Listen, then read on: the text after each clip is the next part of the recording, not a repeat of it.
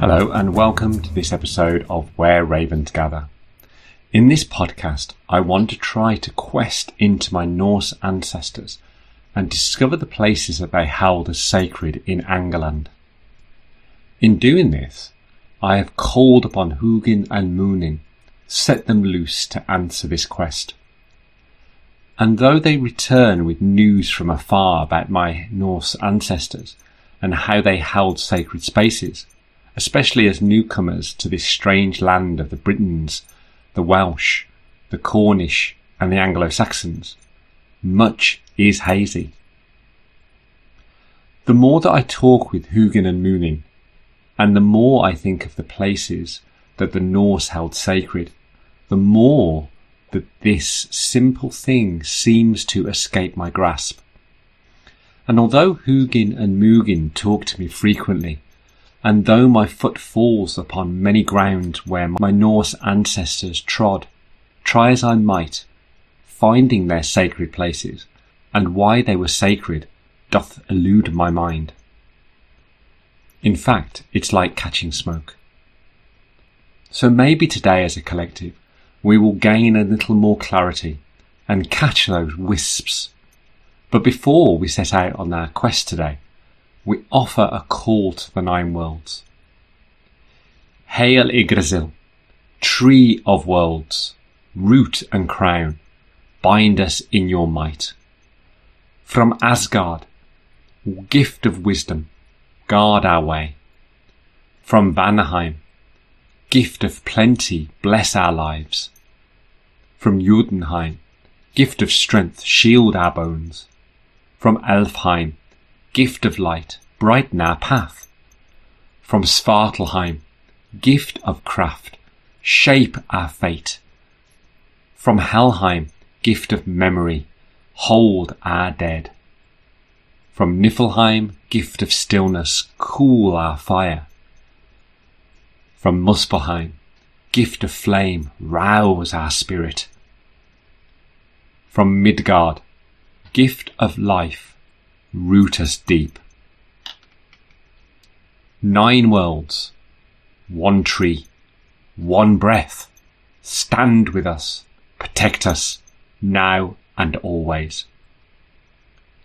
So let's try and catch that smoke together. And in this questing to discover the sacred places of my Norse kin, one stepped forward to speak, a seeress to lend her voice, lend her wisdom. So in this podcast, I will be trying to bring her words, her thoughts, her voice forward to aid us in catching smoke. As a Norse heathen, I stand here as one who has walked the pathways between worlds. Not of this age, nor bound by a single land, but as a voice carried on the wind, a thread of memory that refuses to die. And as I spoke to this seeress, she said to me, "You ask of the Norse heathen, the Sidra mistress, of our sacred places here in this land of fog and stone. You seek the root, yet find only whispers. You dig the earth and discover fragments. You study the sagas of old, but the words slip through your fingers. Yes, it is like catching smoke, like grasping the breath of Odin himself." And furthermore, she said to me, "For the old ways were never written to endure. They lived in firelight, in drumbeat, in trance, in the secret knowing of Seidra men and women who journeyed between the seen and unseen. And although I have walked the land many, many times and connected with ancestors too numerous to recall, I asked her how I find the sacred places of my Norse kin here in England. Her answer was clear. The stones remember all, but they speak in riddles. The forests still hum, but their tongue is broken. The rivers flow with memory, but their song is half forgotten. To walk this path, to try to find the sacred places, is to walk in mist. Each step forward dissolves, and yet the mystery draws us deeper. She says further, do not despair that the smoke escapes you, for in chasing it you breathe it in. In seeking what is lost you awaken what still lives. The seeress's path is not about possession, but about surrender, not about claiming the past whole, but weaving with fragments until visions and songs return in new forms. So listen well, you children of Heimdall, sons and daughters of this restless island. This part of Midgard we call Angerland. Call upon old gods, but do not demand they wear the same faces. Honour the ancestors, but let them whisper in today's tongue. And when the smoke swirls, step into it. Let it bind you. Let it blind you. Let it transform you. For the gift of the seeress is not certainty, but the fire of seeking. And I think to understand the sacred places of the Norse seeress, the Sidra mistress, the midnight crone, the raven queen, we must try to understand the ancient world inhabited by our Norse ancestors. But this is no mean feat, as we shall discover. So to start our quest in finding Norse sacred sites, I want to try to give some context as to where we are today and why finding sites sacred to the Norse is like catching smoke.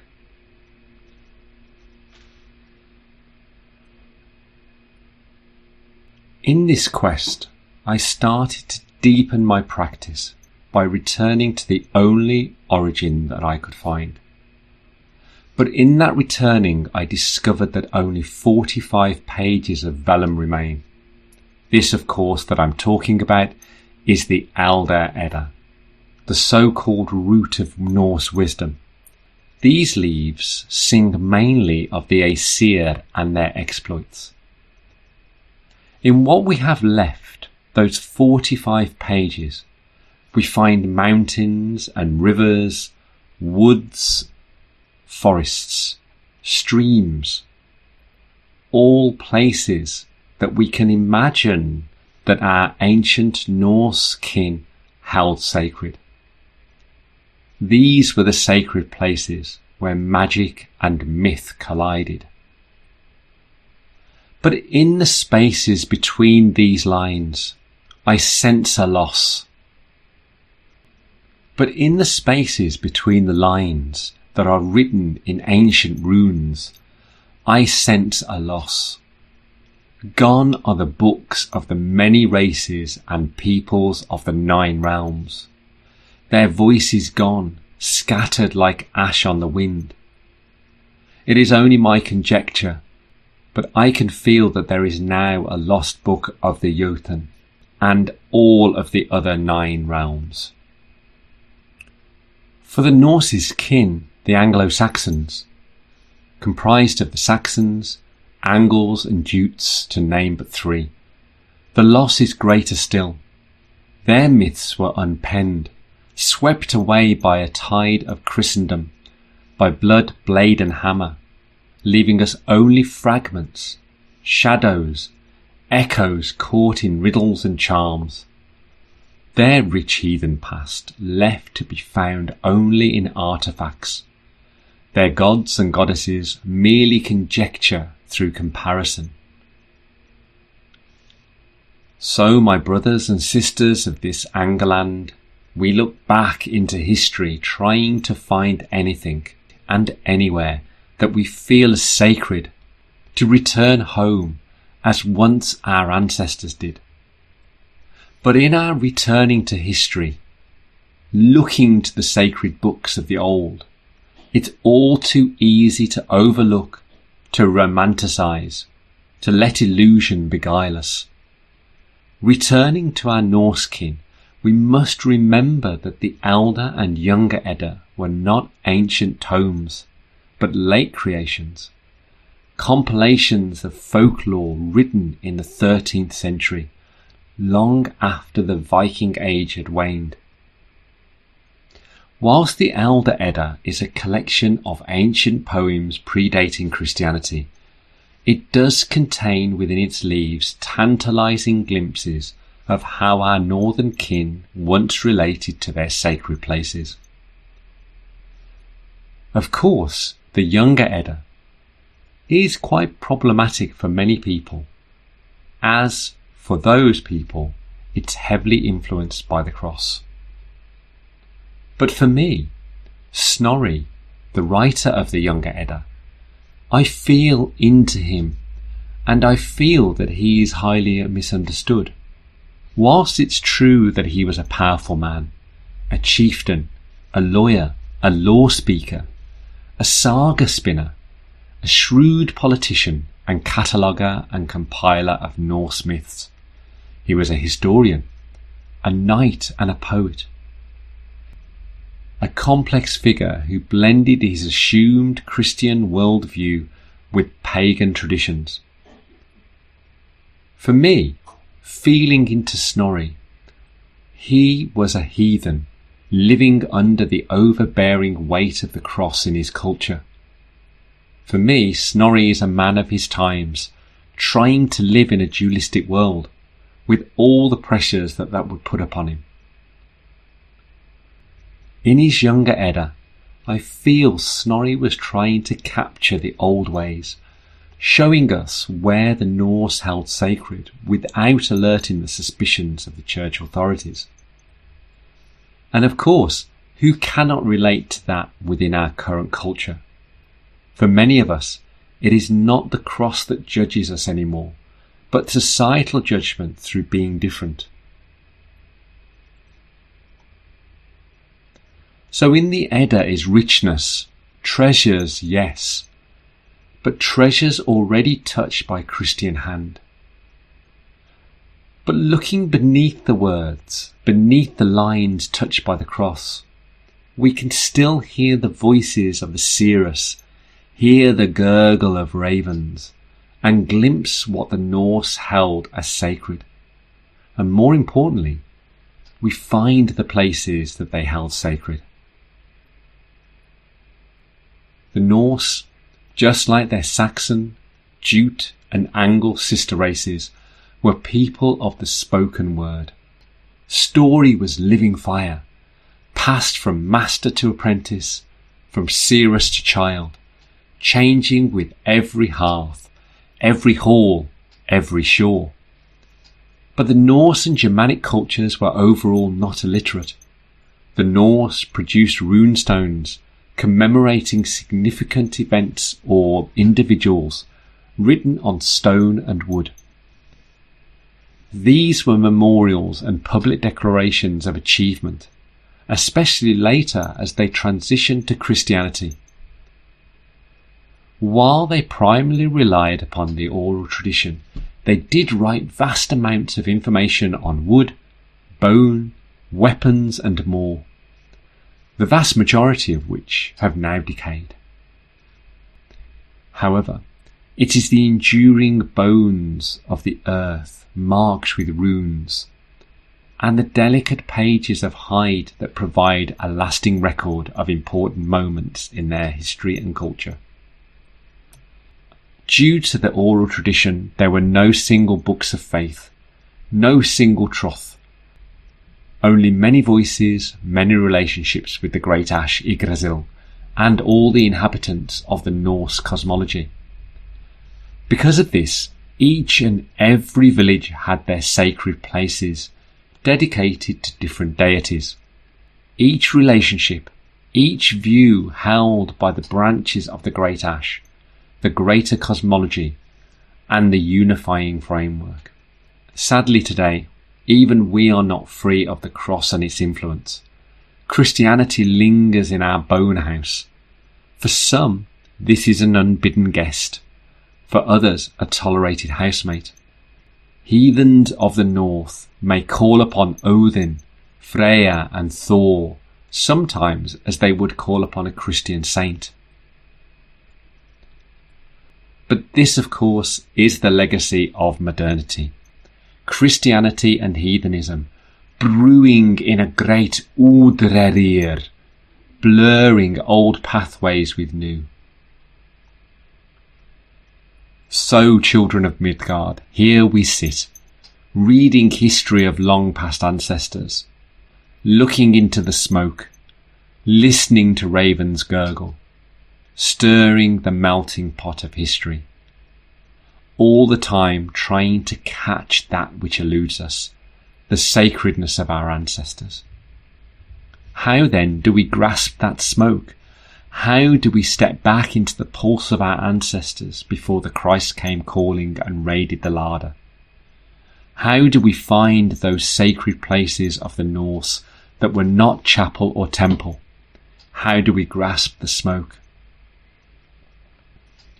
For many of this Midgard, our natural response is to immerse ourselves back into the knowledge institutions, history, archaeology and the like.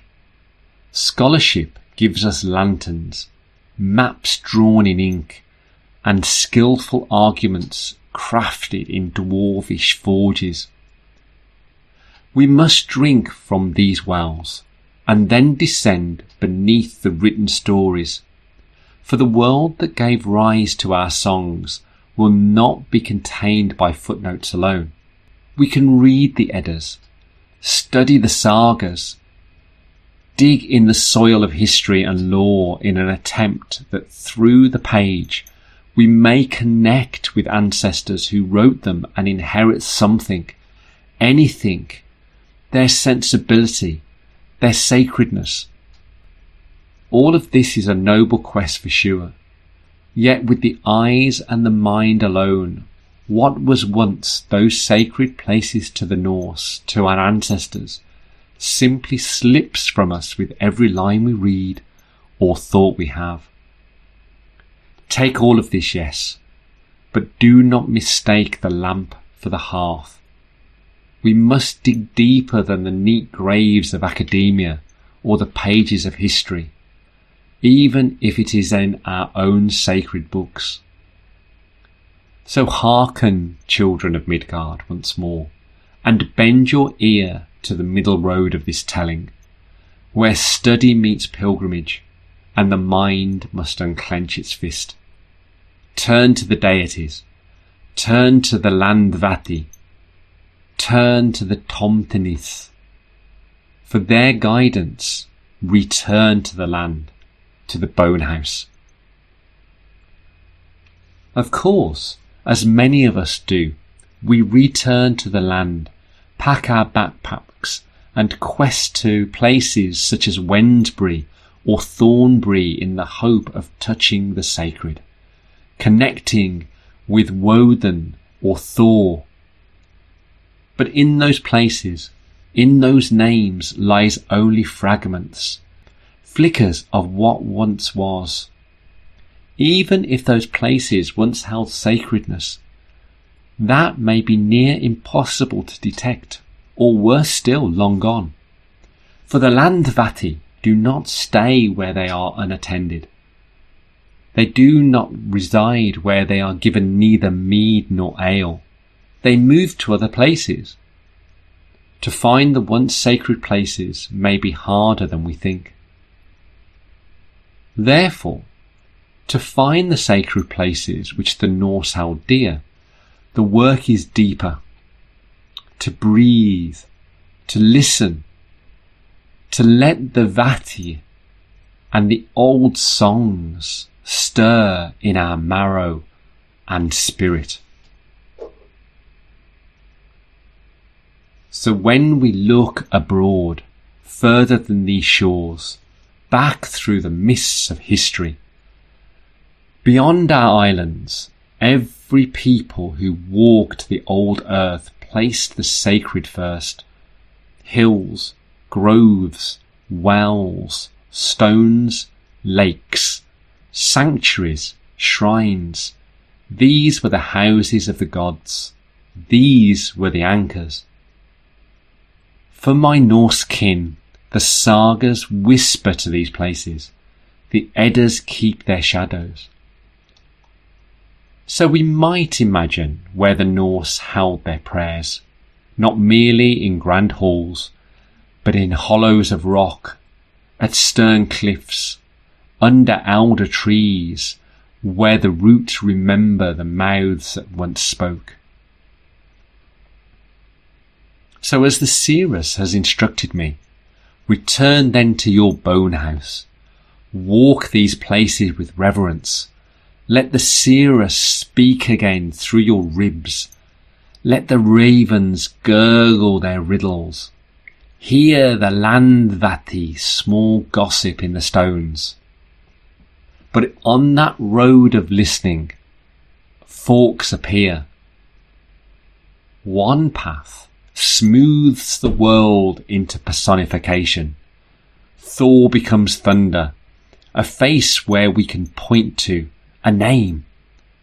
Another turns the gods inwards, into archetypes and powerful forces, Young's giant shaking the soul's foundations.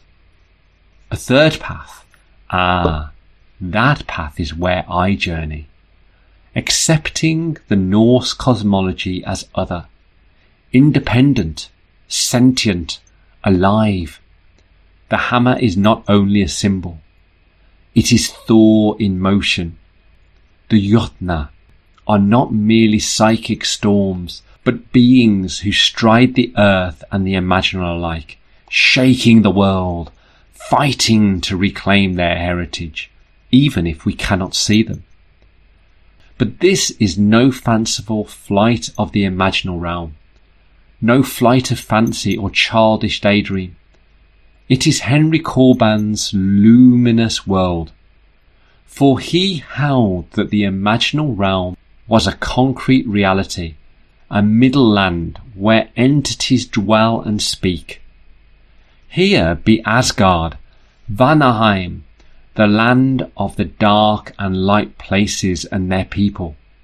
Not distant metaphors, but neighbourly realms, as real in their way as our own Midgard.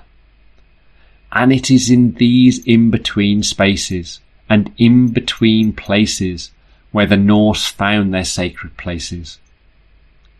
You see, a mountain wasn't just a mountain. It was carved and sculpted from the primal being itself, Ymir.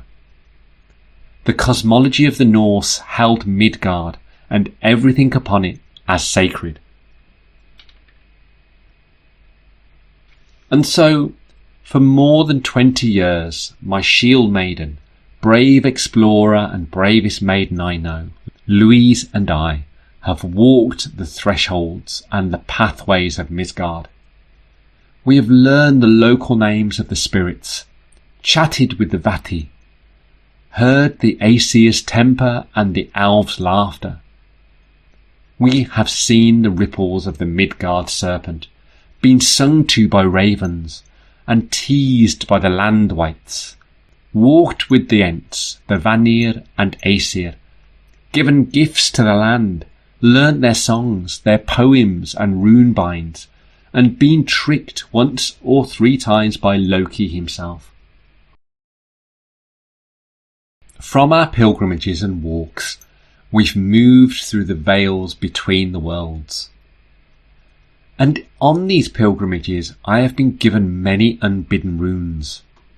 I have received numerous rune binds, each bringing the power of the runes together, amplifying their power for a specific purpose, some for healing, some for victory, each carved on wood or stone to help either myself or others on their journey. I have been given stories and songs, bequeathed by the land, offered in tribute to our walking, our listening and our pilgrimages. And I have been offered visionary poems and art, small altars of sight in the sacredness of the northern people, my ancestors. Some of these gifts I have birthed into physical rune binds, and gathered stories and images into a creative journal, lovingly made into a sacred offering. And now, if you will, let me share with you a handful of these poems and images so that the smoke might, for a moment, take shape. So this poem was gifted to me at a very ancient site called Dowsborough Hill Fort. It's called I Come. I come in my ancestors' steps, wearing hammer and rune. Trees keep the old openings. Oak flourishes here. I walk the tread long trod, but now gone silent. Ancient folk watch my feet and count my breath. In this grove of great oak I hear the wild speak. On the breeze, whispers of warriors long fallen, warm as moss.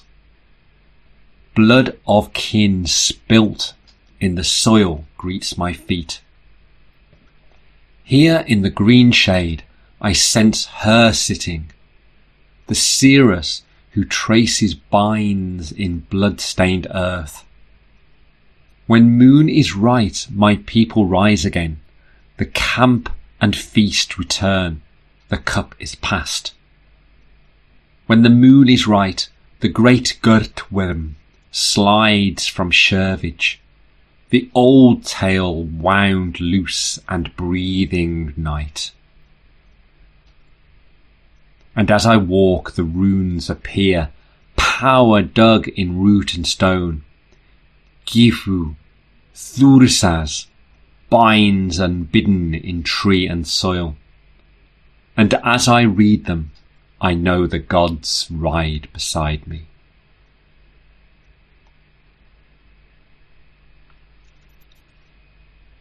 Louise and I travelled to Shervidge Wood and Dowsborough Hill Fort in 2025. This hill fort is one of the most impressive of the many prehistoric monuments on the Quantock Hills. Dowsborough Hill Fort is believed to date from the first millennium BC and occupies a striking vantage point with a spectacular view across the Severn Estuary. The defensive bank and ditch, the earthworks which enclosed the site, remains an imposing sight to this day, and when we went there it certainly was imposing, and it certainly was quite a powerful thing to behold. So from research relating to Dowsborough Hill, or another name for it is Danesborough Hill,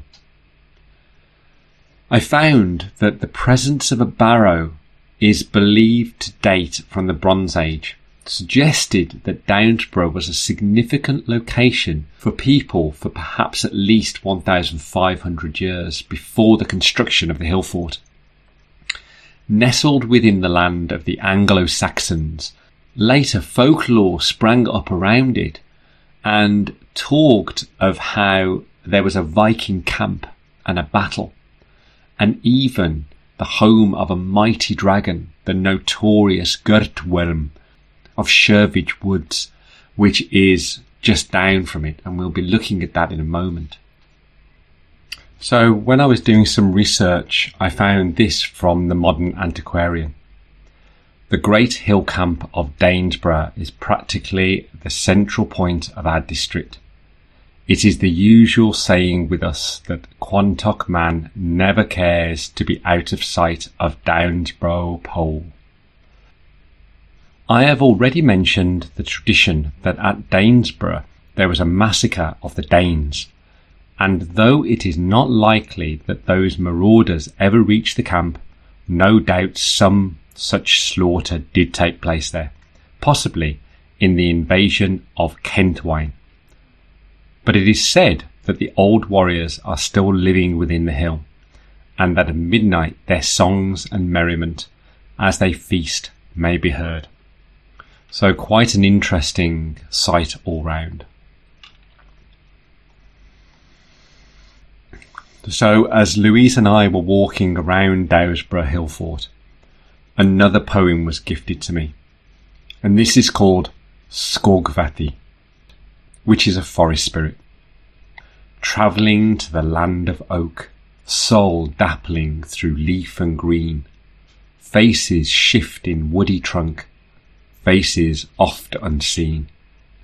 And walking that day in forest's glow, a Skogvatir caught my eye.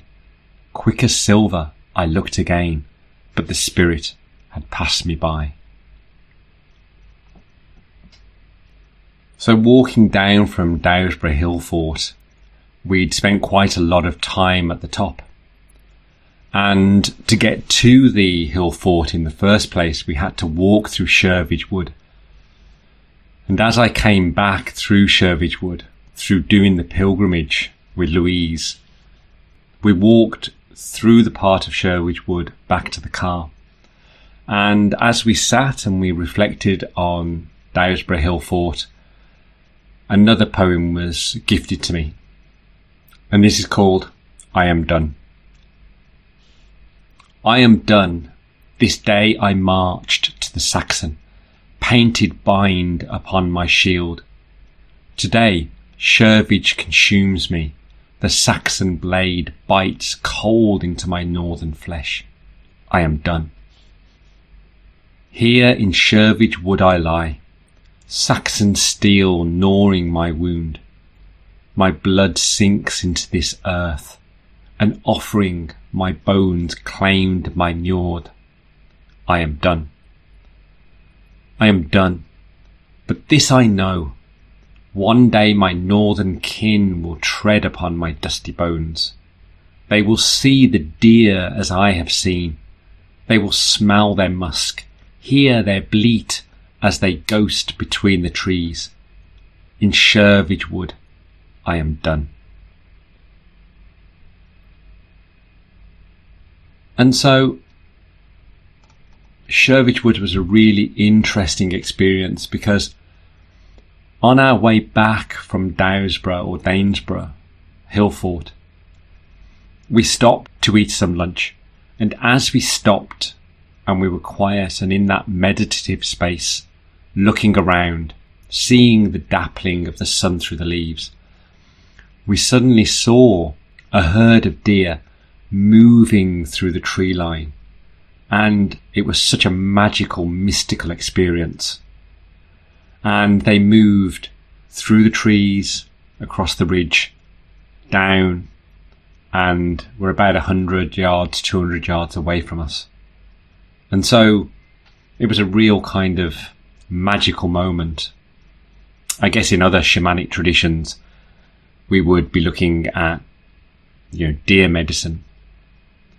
And so these deers graced us, or this deer herd graced us, and you could hear their bleat, hear their bark, whatever we call that. So another pilgrimage that Louise and I went on, probably a week or so after that, we went to Woden's Barrow, or as it's now called, Adam's Grave.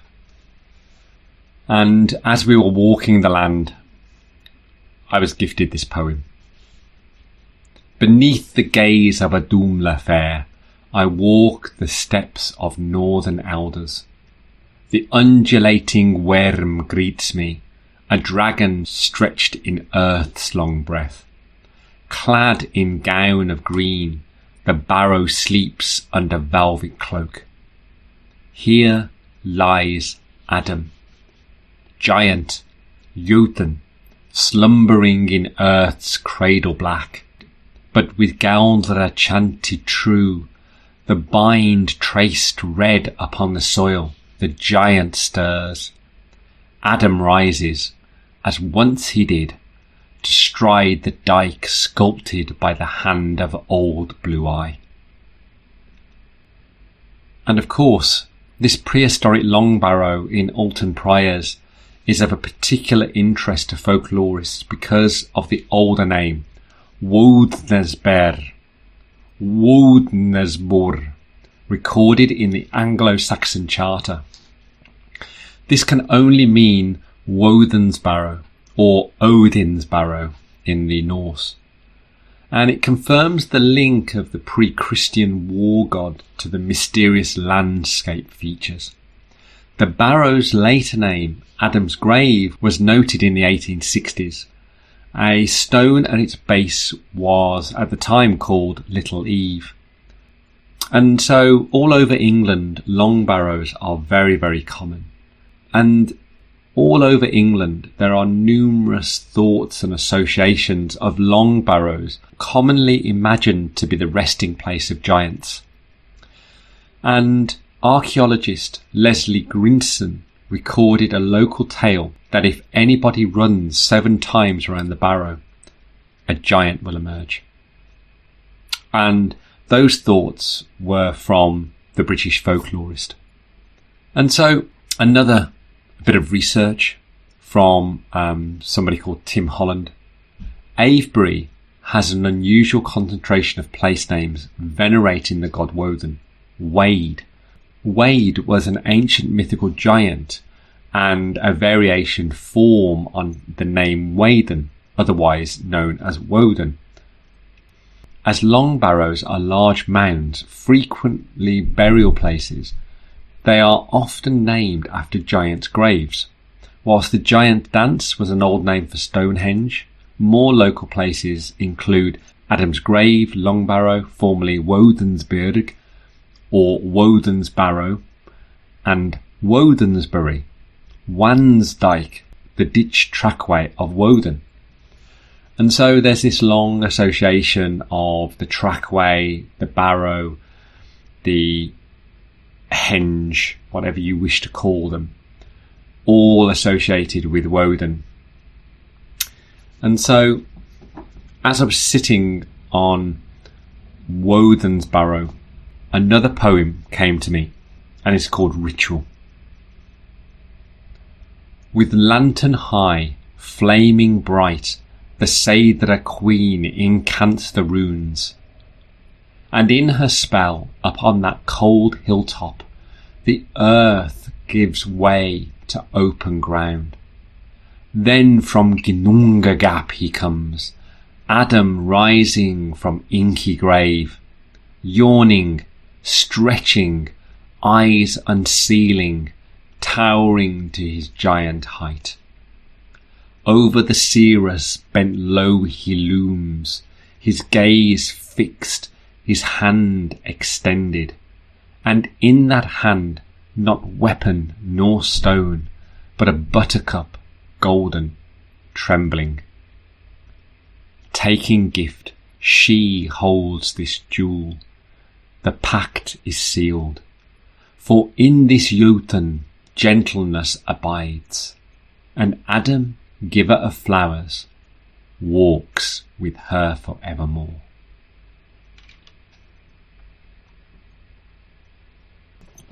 And so when I was tuning in to the energies of the barrow, I really saw the earth open up, and I saw this Cirrus and this Jotun, this Adam, rising and interacting. And it was such a powerful place that one final poem was gifted to me called Old Blue Eye. In the windy breath of that old dyke, Old Blue Eye whispered through the springtime breeze. Earth ramped and rose in 12 hours twice over. Ancient building works, mighty and high. He showed me his work, this gallows lord smiling with pride, and in his sparkling eye twinkled the troth of all he had wrought that day. I gazed upon the dyke, amazed, for it was mighty indeed, and turning to Old Blue Eye once more, I saw he had joined the breeze, his laughter ringing in leaf and sky. And so for me, as a Norse heathen, even being in the land of the Anglo-Saxon, there was this real connection with Odin. And of course, We have a shared ancestry with the Anglo-Saxon. Both of us worship Woden or Odin. And so in that place, Odin came, showed me his work, and I paid respect, gifted me a poem.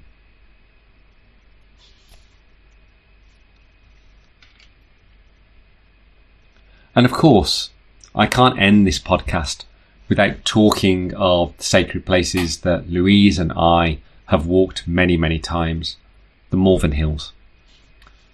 And so I'm not going to share with you a poem this time. I'm going to share with you some of the images that I've captured whilst walking on the hills. And so this first one, I said earlier that we can only have conjecture about where the Norse worshipped. And so walking the hills, there is this real sense of the Norse walking in those places. And as we walked one day, we saw these two sheep come out of the woods. And we'd been thinking and talking of Thor at that point. And I haven't actually seen any goats on the hills. And being open to this Norse pantheon, I feel that Thor said, here are two representatives. Thor's chariot is pulled by two goats. The closest that could be sent were two sheep. And that was quite a special message, that Thor was walking with us in that experience, in those woods, on those hills, in that day. And again, I was thinking about Thor on another occasion, and again, two more sheep pop up. And this was in one of the hottest days on the hills in 2025. And these two sheep were trying to get some sustenance from the well that had a trickle of water. And so we thanked them for coming. We thanked Thor. We asked Thor to look after them. And they simply meandered off on their own way. And so another thing that happened was, as we were walking on another occasion, I'd seen a dog. Again, I was thinking about the Norse pantheon and the Norse cosmology, and this shaggy dog appeared, which reminded me very much of Fenrir. It was very, very wolf-like. And as we were walking, we saw these runes, and you can see those in the middle. And we also saw on our route this fine cow, a Dumla. And meandering our way down from the hill, we came across this beautiful tree spirit who simply wanted to come and say hello as we moved through the landscape. So we stopped, gave them thanks for watching over us, and simply spent some time and moved through the landscape. And so now, as I draw to a conclusion in this podcast, all of these experiences, of course, have been gained through stepping into a lived experience of the Norse cosmology. So as we draw the veil over this talk, we began by seeking the sacred places of the Norse in this land. But seeking such places, it is like catching the wind, like chasing smoke. The sagas are fragments, the Eddas but late echoes, and the dark ages have left us only shadows. The landvatir and sacredness of the Norse places such as Wodensbury have long been forced underground or dispersed by many, many factors. The Norse were a people of the spoken word. Their lore fluid as breath, not fixed in ink. So if we reach only with the mind, we grasp nothing. Instead, we must return to the land, not merely to visit, but to turn again. To waterfalls, to streams, to the well, to the hill, to the oak grove and the barrow. And in this returning, we must return with the ear of a seeress and the eye of the raven. For when we return, we slip into the no place, the no time where all things remain. And there we meet the seeress by Urd's well, where all is remembered, where the threads of fate are spun in that no place. And in that no place, we walk the broad branches of Yggdrasil herself. We wander Midgard, and from it we glimpse Asgard's shining halls, Vanaheim's fertile plains, the deep home of the dark elves and the shimmering lands of the light elves, and the vast lands of the giants. The cosmology becomes not a tale, but a path underfoot, and the sacred places once again speak to us. They call us, they hold us, and tell us tales of those who walked here long ago. The sacred places were never written in maps. They were passed from voice to voice, generation to generation, fluid like water, not fixed like ice. They are not for us to catalogue, but for us to experience. And when we return to the land, to the woods and waterfalls, in those places, let what will come, come. A rune in the soil, a bind upon a tree, a song on the wind, a vision at twilight. These are the true gifts, given freely if we open hand and heart to receive. So I say, when next you visit stream, grove, hill or tree, walk in places sacred by opening your eyes, your ears, your bonehouse heart. Listen to the raven and let the seeress guide you. For in your willingness to engage with place, in that act, everything becomes sacred. And so I return to the seeress, and I hear her say, "So, what were the sacred places of the Norse, your ancestors, and where were they? Well, they are all around you if you simply open your heart and let them in. For in that simple act you access the sacredness of place." And of course, living within the Norse cosmology allows the veils to thin, for the elves and the dwarves to move between their homes and into this Midgard. And they do this in the most unexpected way, even when you sit in your local restaurant, relaxing and catching a bite.